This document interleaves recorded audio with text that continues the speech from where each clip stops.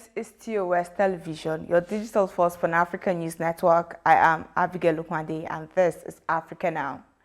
As part of a push to purchase all of its cocoa through a fully traceable, directly sourced supply chain by 2025, Nestle will begin paying cocoa farmers if they ensure their children go to school rather than being out tending to crops. Investors, consumers, and governments have mounted pressure on chocolate makers to make sure the cocoa beans they source were not produced using child labor or in illegal cocoa plantations in protected forests. 45% of children in agricultural households in Ivory Coast and Ghana cocoa growing areas were engaged in child labor, a recent survey by University of Chicago found.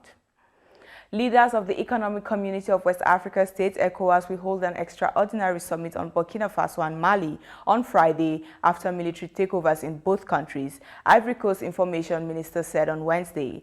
West Africa has witnessed 3 coups in 9 months, the latest being in Burkina Faso, followed by Mali and Guinea.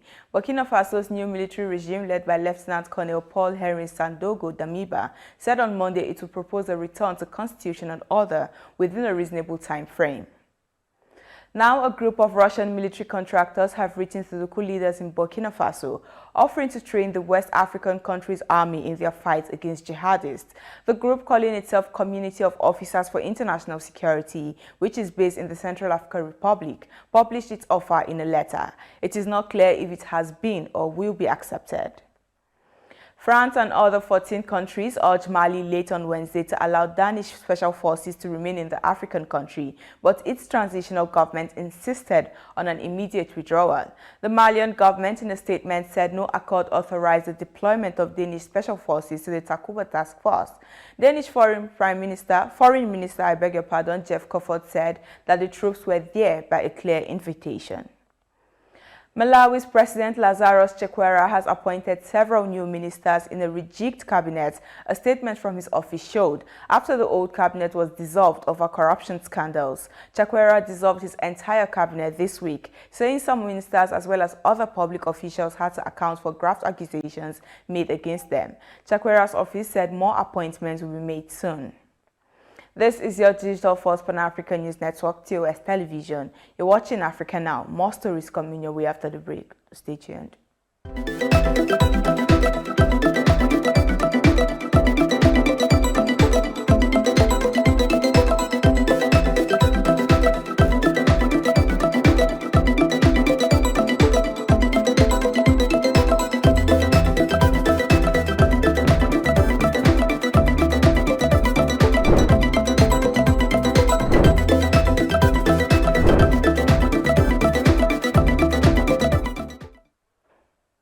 Welcome back.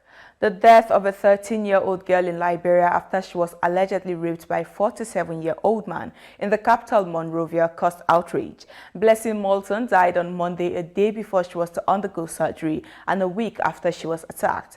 Her incident is the third horrific case of sexual assault involving a minor in the last month.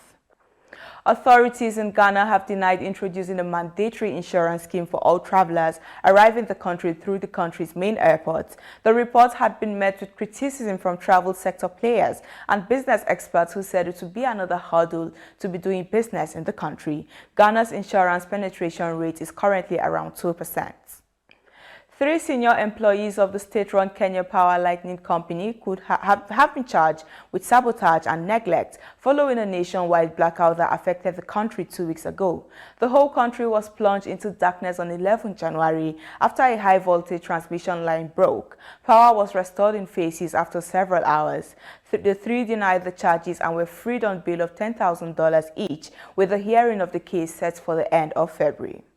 And to sports. Kenyans are mourning a popular football fan who painted his body during matches. Isaac Juma was hacked to death at his hometown in western Kenya on Wednesday night over land dispute, local media report. Popular Harambee Stars and AFC Leopards fan Isaac Juma had in April last year alerted the public that his life was in danger. And goalkeeper Jesus Owono was Equatorial Guinea's hero as they shocked Mali in a penalty shootout to reach the quarterfinals of the African Cup of Nations. Egypt, on the other hand, beat Ivory Coast 5-4 on penalties to reach the quarterfinals, also in Cameroon, following a 0-0 draw. Equatorial Guinea plays Senegal next, while Egypt will face Morocco in the last 8 in Yaoundé on Sunday at 16:00 GMT. And that is it on Africa Now. For more updates, do visit our website at www.tostvnetwork.com. Follow us and like our social media handles on Facebook, Twitter, and Instagram. Remember to subscribe on YouTube. To stay with us and enjoy more programs on TOS Television Network.